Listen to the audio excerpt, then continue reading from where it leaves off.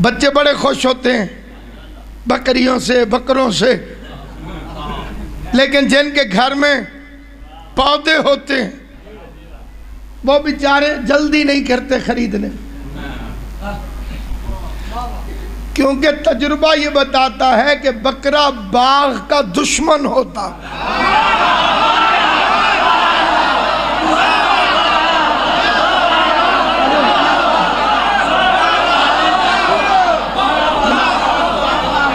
وہ باغ یہ نہیں دیکھتا کہ باغ کا مالک کون،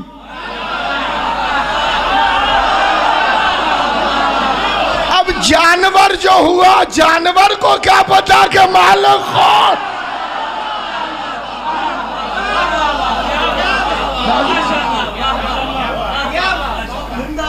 اس کا احترام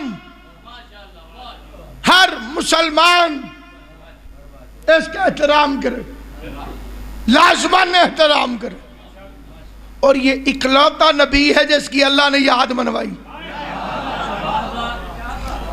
ہمارے نبی آدم بھی ہیں، آدم علیہ السلام کو بھی ہم نبی مانتے ہیں، لیکن ہم آدم کی یاد میں پتلا نہیں بناتے۔ ہم نوح علیہ السلام کو بھی نبی مانتے ہیں، لیکن ان کی یاد میں کبھی اللہ نے حکم نہیں دیا کہ سال میں ایک مرتبہ کشتی میں چڑھ جایا کرو تاکہ نوح کی یاد ہو جائے۔ موسیٰ کی یاد میں پہاڑ پر نہیں چڑھتے، عیسیٰ کی یاد میں پرندے نہیں بناتے، آخر ابراہیم کی یاد کیوں؟ امیر ہو تب مناؤ، غریب ہو تب مناؤ، امیر ہے تو وہاں جا کے مناؤ جہاں ہوئی تھی، ملنگوں کی طرح کے 2 کپڑے پہنو، گن کے 2 چادریں، لیکن ان کا رنگ سفید ہونا چاہیے۔ دنیا میں آؤ تو کپڑے کا رنگ سفید، دنیا سے جاؤ تو کپڑے کا رنگ سفید، اللہ کے گھر جاؤ تو کپڑوں کا رنگ سفید ہے یا نہیں ہے؟ کفن کا رنگ سفید، دنیا میں آئے تو جو کپڑے باندھا گیا اس کا رنگ سفید، اللہ کے گھر گئے تو رنگ سفید۔ 4 پتھروں کے درمیان حج گھومتا، سارا مجمع چپ کر جائے، کیونکہ میں خود حاجی ہوں تو میرا تجربہ ہے۔ 3 پتھروں کو مارنا پڑتا ہے، ایک کو چومنا پڑتا ہے۔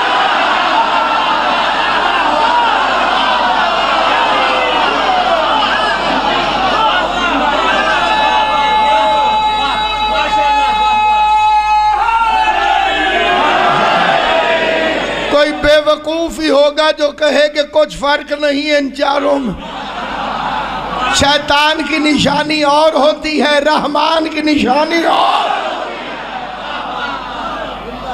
میں نے ایک حاجی صاحب سے پوچھا کہ حجر اسود کو چوما، اور کہا توبہ کرو، ایڈا رش۔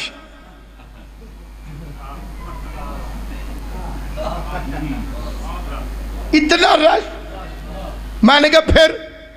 کہتا میں نے دور سے اشارہ کیا۔ میں نے کہا مولوی تو پاکستان میں مان نہ مان، کعبے میں تجھے ماننا پڑے گا کہ اگر کسی پاک جگہ کے پاس نہ پہنچ سکو تو دور سے اشارہ بھی کرو تو سلام پہنچ جاتا۔ اس لیے میں یہاں سے کھڑے ہو کے کربلا اشارہ کر دوں، السلام علیکہ یا ابا عبداللہ۔ ساری حج بیان کرنا مقصود نہیں۔ ابراہیم علیہ السلام نے خواب دیکھا، بیٹے سے کہا کہ میں نے خواب دیکھا ہے کہ میں تجھے ذبح کر رہا ہوں۔ جو کہتے ہیں نبی ہمارے برابر، اگر کوئی مولوی خواب دیکھے کہ بیٹے کو ذبح کر رہا ہوں اور صبح بیٹے کو لٹا کے گردن پہ چھری رکھ دے، چھری کے نیچے دمبا نہیں آئے گا، پولیس آئے گی۔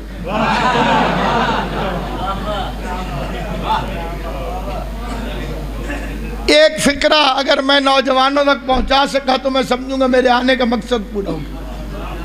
بیٹے کو لٹا کے چھری رکھنے کی اجازت شریعت میں صرف حجت خدا کو ہے۔ توجہ ہے یا نہیں آپ؟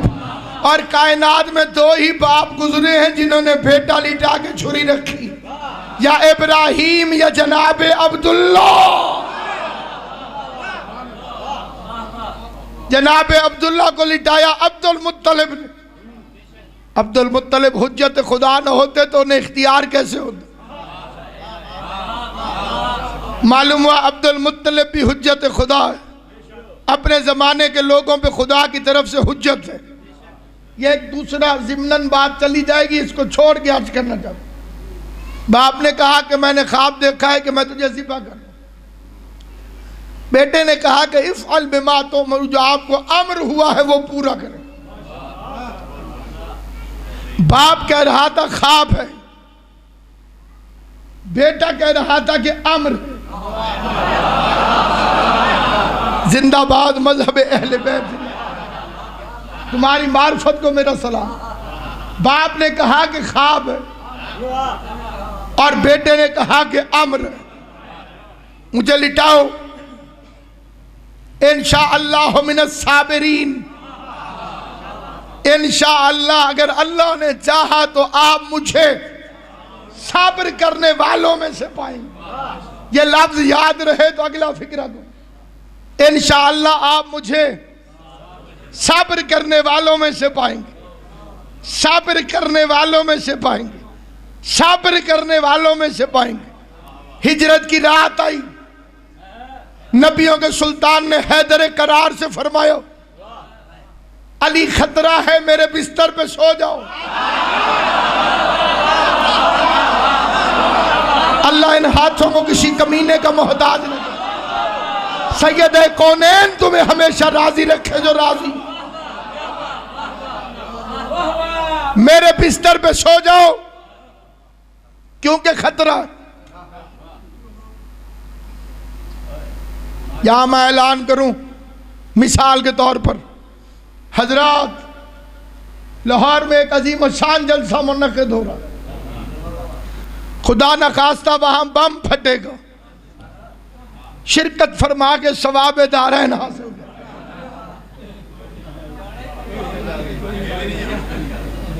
کیوں بھائی کوئی نہیں جائے گا؟ اب سوچو علی کتنا بہادر ہے۔ پیغمبر نے پہلے فرمایا خطرہ ہے، پھر فرمایا میرے بستر پہ سو جاؤ کیونکہ خطرہ ہے، خطرہ ہے سو جاؤ، خطرہ ہے سو جاؤ، خطرہ ہے سو جاؤ، خطرہ ہے سو جاؤ۔ خطرے میں تو آئی ہوئی اڑ جاتی ہے، ہائے ہائے۔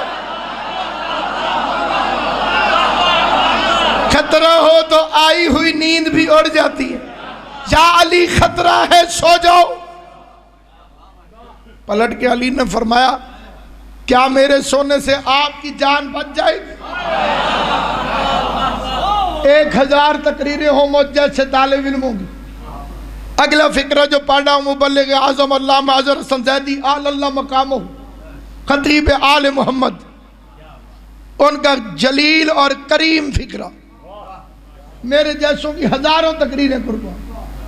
جج صاحب فرماتے تھے پیغمبر نے فرمایا علی خطرہ ہے، میرے بستر پہ سو جاؤ۔ مسکرا کے علی نے پوچھا کیا میرے سونے سے آپ کی جان بچ جائے گی؟ پیغمبر نے فرمایا ہاں اگر تم میں بن کر سو جاؤ۔ سلامت رہو آباد، غازی عباس تمہیں سلامت رکھے۔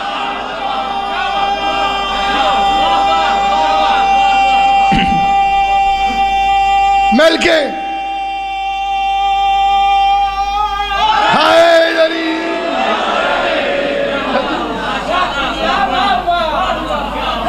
اگر تم میں بن کر سو جاؤ، ذمہ داری سے فکرہ کہتا ہوں، میرے بادشاہ امیر المومنین تاریخ آدمیت کا نہیں، تاریخ عبادت کا سب سے پہلا سجدہ شکر کیا۔ اس سے پہلے سجدہ شکر نہ آدم نے کیا تھا، نہ جبرائیل نے، نہ جن نے، نہ کسی انسان نے۔ سب سے پہلا سجدہ شکر میرے بادشاہ علی نے ہجرت کی رات کیا سجدہ شکر۔ وہاں اسماعیل لیٹ رہا تھا، اس نے فرمایا میں صبر کروں گا۔ یہاں علی لیٹ رہا تھا، علی نے شکر ادا کیا۔ اسماعیل کے سامنے موت آئی تو صابر بنا، علی کے سامنے موت آئی تو شاکر بنا۔ پتہ نہیں کسے سمجھ آئے گی بات اور کسے نہیں آئے گی۔ صبر ہوتا ہے مصیبت پر، شکر ہوتا ہے نعمت پر۔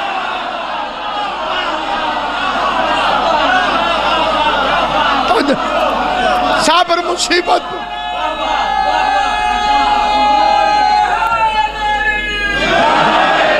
صبر قبلہ ہوتا ہے مصیبت پر۔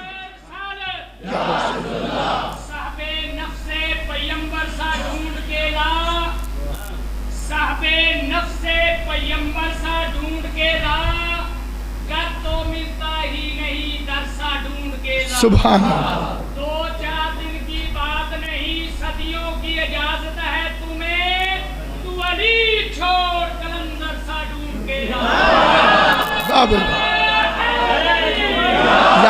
امام حسین تیری زندگی، آل محمد تمہیں سلامت رکھے۔ صبر ہوتا ہے مصیبت پر۔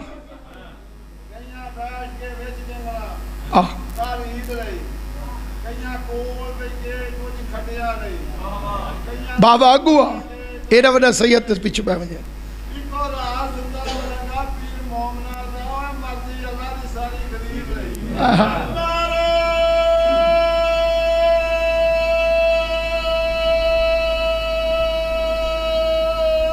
حیدری، ایمان کی جوانی کو ضعیفی نہ سمجھنا۔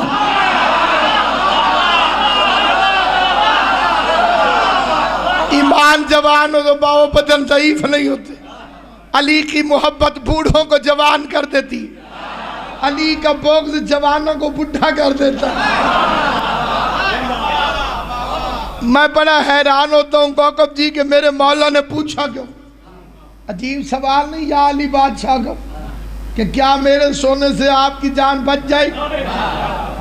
امام تو ہوتا ہی وہی ہے جو ہونے کو ہونے سے پہلے جانتا ہوں۔ جس بات کا پہلے سے علی کو پتا تھا وہ نبی سے پوچھنے کی ضرورت کیا ہے؟ اور میں جلدی میں بہت بڑی بات عرض کر رہا ہوں ذمہ داری سے۔ کوئی ریکارڈ کر رہا ہے کرے، کوئی لکھنا چاہتا ہے لکھے۔ میرے بادشاہ علی کی پوری زندگی میں محمد مصطفیٰ کے لیے کیا، کیوں، کب، کیسے، اگر، مگر، چونکہ، چنانچہ کے لفظ ہیں ہی نہیں۔ مولا علی کی پوری زندگی کی وکیبلری اٹھا کے دیکھ لو، نہ نبی کو کبھی کیا کہا، نہ کب کہا، نہ کیوں کہا، نہ اگر کہا، نہ مگر کہا۔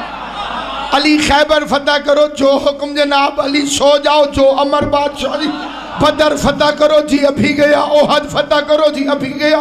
ایک ہجرت کی رات ہے جب میرے بادشاہ نے پیغمبر سے فرمایا کیا میرے سونے سے آپ کی جان بچ جائے گی؟ میں پوچھتا ہوں یا